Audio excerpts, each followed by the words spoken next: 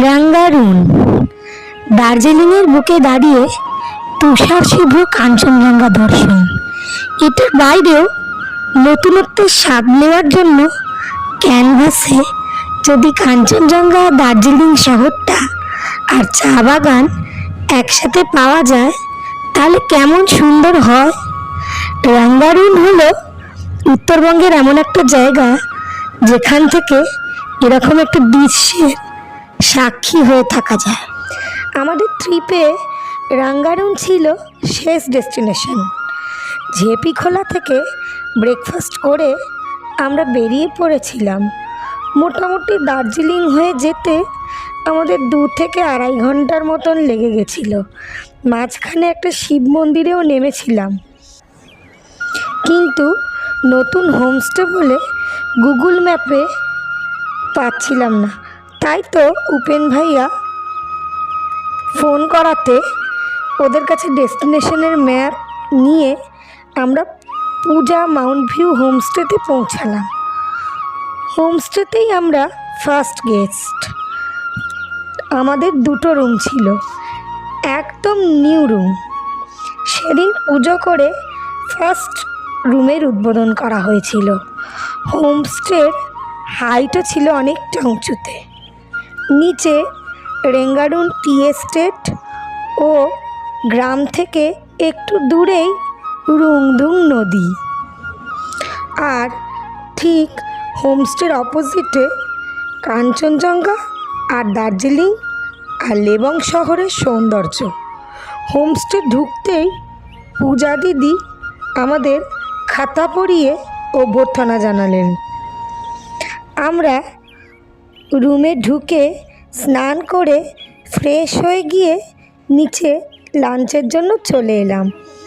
কিচেনটা সিঁড়ি দিয়ে নেমে একটু নিচে, কিন্তু খুব সুন্দর হোমলি অ্যাটমসফিয়ার।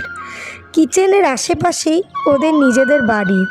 এছাড়াও পূজা দিদির দাদা ও জেঠুর বাড়ি, সবাই একসাথে আশেপাশে মিলেমিশে থাকে। আমরা খেলাম ভাত, ডাল, মাশরুমের একটি সবজি, উচ্ছে আর চালের গুঁড়ো দিয়ে ভাজার একটা রেসিপি, মূলোর আচার, পাঁপড়, ডিম কষা। অনবদ্য খাবারের আয়োজনে পেট পুড়ে খাওয়া দাওয়া করে একটু জিরিয়ে নিয়ে বেরিয়ে পড়লাম ছেলে, আমি আর কর্তামশাই গ্রাম পরিদর্শনের জন্য।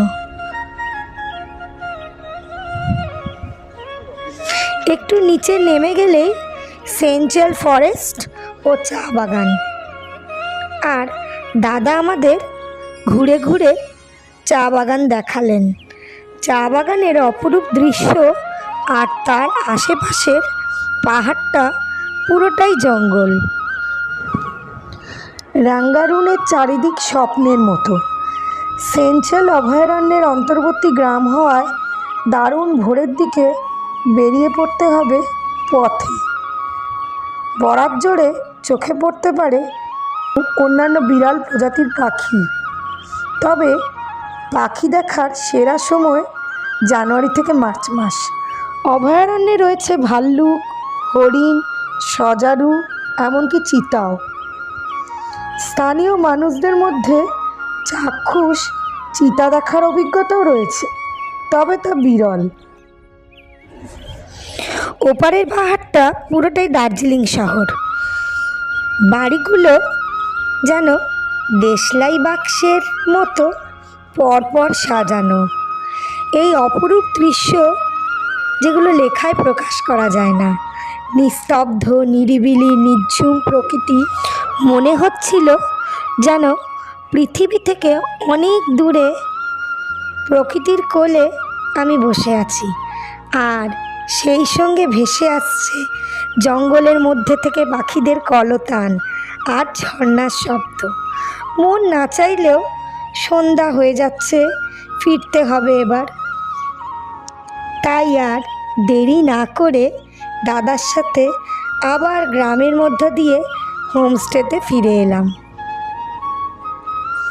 ফিরে এসে দাদা আমাদের দার্জিলিং শহর আর মনাস্ট্রি দেখার জন্য টেলিস্কোপ বার করে অ্যাডজাস্ট করে দিলেন। সেই সঙ্গে পূজা দিদি এনে দিলেন চা আর তার সঙ্গে পেঁয়াজি। দূরের পাহাড়ের দার্জিলিং দেখা আর বিন্দু বিন্দু জোনাকির মতন বাড়িগুলো টেলিস্কোপে পুরো প্রমিনেন্ট। যাই হোক, পূজা দিদির সাথে নিচে গিয়ে ওদের কিচেনে বসে কিছুক্ষণ আড্ডাও মারলাম। ওরা 3 জন মিলে রান্না করছিলেন, পূজা দিদি, ওর মা আর পূজার দিদি। অনেকক্ষণ আড্ডা দেওয়ার পর রাতের মেনু হাজির হয়ে গেল। রাতে ছিল ভাত, রুটি, চিকেন, তড়কা দিয়ে ডাল উইথ ফ্রেশ ক্রিম আর আলু ভাজা। খাওয়া দাওয়া করে আমরা অনেকক্ষণ সুন্দর করে দার্জিলিং শহরটা উপভোগ করলাম ও গল্পগুজব করে অনেক দেরি করে শুতে গেলাম, কারণ আগামীকালই আমাদের আবার পাহাড় যাত্রা শেষ, এনজিপির উদ্দেশ্যে গন্তব্য। তাই মনটাও খারাপ হয়ে গেল। এইসব গ্রামে একবার এসে থাকলে আর গ্রাম ছেড়ে যেতেই ইচ্ছা করে না। যাই হোক, শুয়ে পড়তে হলো। পরের দিন সকাল 9টার মধ্যে রেডি হয়ে ব্রেকফাস্ট করে বেরিয়ে পড়লাম এনজিপির উদ্দেশ্যে। ব্রেকফাস্টে ছিল পুরি, রুটি ও আলুর তরকারি। সকালে দাদার কাছে হোমস্টে সম্পর্কে কিছু কথা বলার জন্যও বলেছিলাম। ना है अभी तो मैम फिलहाल 2 ही रूम है, बन रहा है, बाद में बनेगा और भी बनेगा। थोड़ा और ज़्यादा गेस्ट ठहर सकते हैं, स्टे कर सकते हैं। अभी आप रिकमेंड कर दीजिए आपको फैमिली को, जो वीडियो देख रहा है वो भी आ सकते हैं। यहाँ पर आपका माउंटेन का व्यू दिखेगा, टी गार्डन रिवर वगैरह, एकदम व्यू बहुत बढ़िया है। Thank you. आप लोग विजिट कर सकते हैं, कभी मौका मिलेगा तो आइएगा। Thank you. और भैया ये होम स्टे का चार्जेस या फिर कुछ बता दीजिए, क्या है चार्जेस? आपका अभी तो हम 1500 रुपया पर हेड चार्ज करते हैं। उसमें आपका सब प्रोवाइड करेंगे, आपका ब्रेकफास्ट से लेकर डिनर तक पूरा आपका हो जाएगा 1500 में, लेकिन आपको पर हेड 1500 है। तो आप রেঙ্গারং থেকে কার্শিয়াংয়ের পথ 2-2.5 ঘন্টা। দেখে নেওয়া যায় বিখ্যাত school Victoria boys school, Dowhill girls school. এছাড়াও চায়ের টানে পৌঁছেই যাওয়া যায় মাকাইবাড়ি চা বাগানে। এছাড়াও ইচ্ছা হলেই ঘুরে আসা যায় বাতাসিয়া লুপ, টাইগার হিল। আর হাতে সময় থাকলে ঘুরে আসা যায় মংপু। রবীন্দ্রনাথ ঠাকুরের স্মৃতিমাখা এই বাড়ি মৈত্রী দেবীর হলেও কবিগুরু এখানে অনেকবারই এসেছিলেন।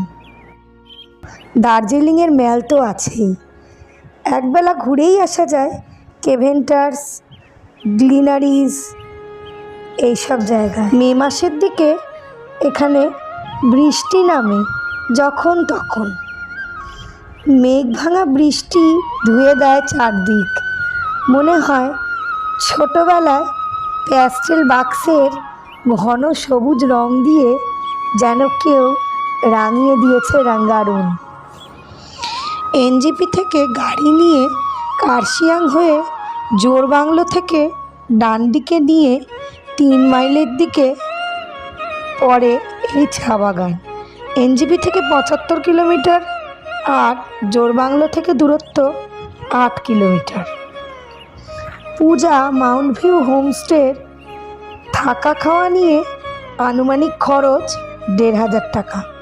হোমস্টের ফোন নাম্বারও দিয়ে দেওয়া হলো। এই রকম ভিডিও ভালো লাগলে অবশ্যই লাইক, শেয়ার এবং সাবস্ক্রাইব করুন।